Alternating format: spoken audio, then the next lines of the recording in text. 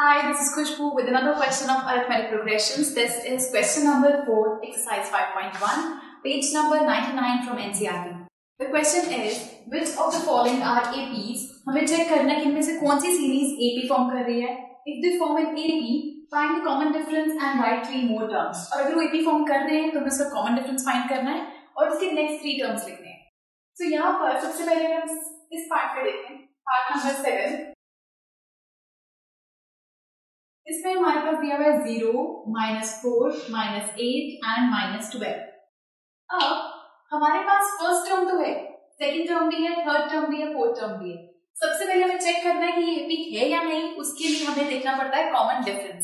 अगर common difference दो subsequent terms के बाद, मतलब इन दोनों में और इन दोनों में, लेट्स सपोज आप चेक करके देखते हो सेम आता है तो एपी फॉर्म कर रहा है, अदरवाइज नहीं. सो कॉमन डिफरेंस निकालने के लिए लिखते हैं डी. ये A1 है, A2, A3, A4. तो बाद वाली टर्म में से पहले वाली टर्म माइनस होती है. A2 माइनस A1 मतलब second term minus first term. Second term में हमारे पास -4, फिर एक नेगेटिव साइन आएगा, फिर आएगा A1 जो कि है 0. So minus minus is plus, but sign negative का आएगा तो -4. फिर D निकाल के चेक करना है हमें इन दोनों में. ये थर्ड टर्म है, ये सेकंड टर्म. सो third term minus second term, A3 minus A2 मतलब -8, फिर नेगेटिव साइन, फिर A2 की वैल्यू है -4. सो ये बन गया -8, माइनस माइनस इज प्लस, तो ये आ गया हमारे पास -4. अब कॉमन डिफरेंस सेम आ रहा है, that means it is an AP. ये सीरीज एपी फॉर्म कर रहा है. तो यहाँ पर आएगा therefore it is an AP. हमसे कॉमन डिफरेंस मांगा गया, तो form an AP, find the common difference. तो कॉमन डिफरेंस आ गया -4 एंड राइट 3 मोर टर्म्स. हमें नेक्स्ट 3 टर्म्स लिखने हैं. सो नेक्स्ट 3 टर्म्स के लिए हमारे पास first term, second term, third term, fourth term, 4 term तक है. फिफ्थ टर्म निकालना है, मतलब हमें A5 निकालना है. फॉर्मूला होता है A plus 4D.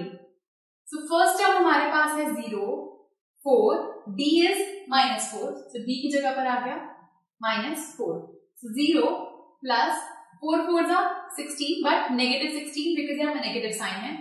So 0 plus minus -16 means -16 is the answer. So -16 हमारा आंसर आ गया. नेक्स्ट होता है A6 जो कि होता है A plus 5D. First term plus 5D.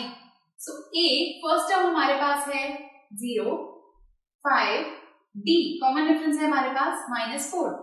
So 0 plus 5 4 जा 20 नेगेटिव साइन के साथ. तो 0 प्लस माइनस माइनस नेगेटिव 20, तो ये आ गई -20. So you see हमारे पास first term, second term, third term, fourth term, fifth term आ रही है -16, सिक्स्थ टर्म आ रही है हमारे पास -20. सेम जैसे हम इसकी सेवेंथ टर्म निकालेंगे. A7 is A plus 60. तो यहां से हमारे पास ये आएगा A7 is equal to first term 0 है, 6 और D है -4. तो ये बन जाएगा A7 is equal to 0 plus minus minus, I mean multiplication में नेगेटिव साइन, -24. सो ये आ गया -24. ये हमारी नेक्स्ट टर्म आ गई. तो ये है हमारी next 3 terms.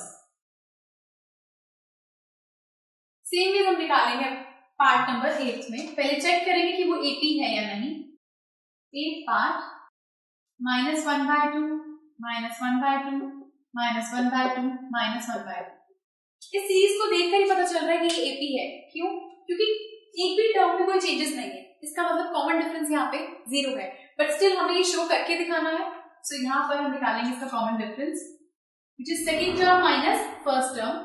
A2 minus A1 करेंगे. सेकंड टर्म आपके पास क्या है? -1/2, देन नेगेटिव साइन, फिर A1 है हमारे पास -1/2. तो आया -1/2 माइनस माइनस प्लस 1/2. सो कैंसिल होकर ये वैल्यूज हमारे पास आ गई 0. सेम वे हम इन दोनों में चेक करेंगे. अभी हमने इनमें चेक किया था, अब इन दोनों में चेक करेंगे. तो D is equal to third term minus second term, A3 minus A2. So third term आपके पास क्या है? -1/2. फिर एक नेगेटिव साइन है फॉर्मूला में, फिर A2 की वैल्यू है -1/2. Sometimes I have seen this thing कि बच्चे क्या करते हैं, माइनस साइन यहाँ पर जो है उसको नहीं लिखते, सीधा ये टर्म लिख देते हैं. आपको ये ध्यान रखना है कि फॉर्मूला में भी नेगेटिव साइन है, और उसके बाद भी एक और टर्म के साथ नेगेटिव साइन है तो उसको ब्रैकेट में रखो, क्योंकि एक भी साइन मिस हो गया तो आपका आंसर गलत आएगा। तो ये बन गया -1/2, minus minus means plus 1/2, cancel हो गई value 0। So common difference same है, therefore it is an AP, therefore it is an AP। अब अगर ये AP है तो पहले हम इसका हम इसका कॉमन डिफरेंस हमारे पास आ चुका है, हमें निकालने next 3 more terms. 3 more terms के लिए हम चेक करते हैं A1, A2, A3, A4, 4 terms हमें गिवन है, हमें निकाल के देखनी है 5th term, 6th term and 7th term.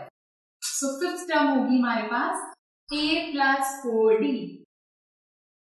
So A is first term हमारी है -1/2 प्लस 4, D हमारे पास है 0, सो ये बना -1/2, 4 into 0 is 0, सो आंसर आ गया -1/2। सो हमारे पास नेक्स्ट टर्म आ गई -1/2। अब जब ये सारी टर्म्स -1/2 आ रही है, नेक्स्ट भी -1/2 ही आएगी। क्यों? क्योंकि हमारा कॉमन डिफरेंस 0 है, मतलब अगली टर्म पे जाने के लिए कुछ ऐड ही नहीं हो रहा एक तरह से। सो बट आपको ये शो करके दिखाना है तो आप A6 भी दिखाओगे, A plus 5D, first term is -1/2 plus 5 into 0, तो -1/2 प्लस 0 फिर से आ गया -1/2, तो आपकी टर्म नंबर 6 आ गई -1/2। सेम वेज आप 7 टर्म का करके दिखाओगे, मैं यहाँ पे नहीं कर रही बट आपको पेपर में शो करना है, वो भी आपकी आएगी -1/2। Now part number 9, 1, 3, 9, 27। सो इसमें सबसे पहले हमको कॉमन डिफरेंस चेक करना है, तो D again second term minus first term, A2 minus A1, second term 3 है, फिर एक नेगेटिव साइन है, फिर A1 है 1, तो आपका D आ गया 2।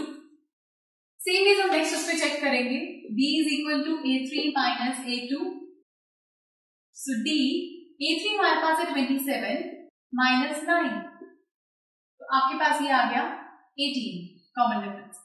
So common difference is not same, therefore it is not an AP. Therefore it is not an AP. और जो AP नहीं है उसकी हम terms नहीं निकाल सकते हैं।